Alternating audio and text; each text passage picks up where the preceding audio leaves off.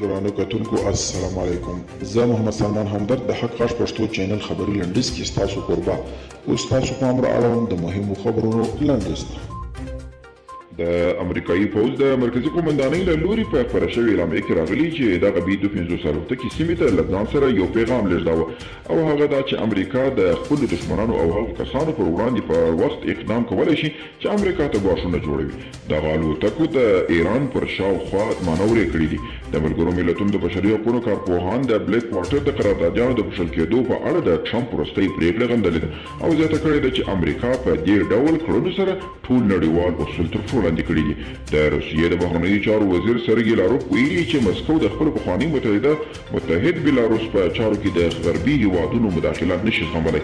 نوموړي د امریکا په ګډون په نورو غربي هیوادونو غږ کړی دی چې د بیلاروس په چارو کې دې له لاسوهنو ډډه وکړي.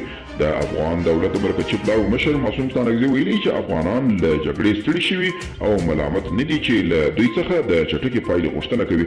هغه زیاته کړې اوربند هم مهم دی او په خبره یې د خبرو په اجنډا کې اوربند د قربانیانو حقونه او عادي ژوند ته د طالب وسلوالو ګرځېدل هم شامل دي.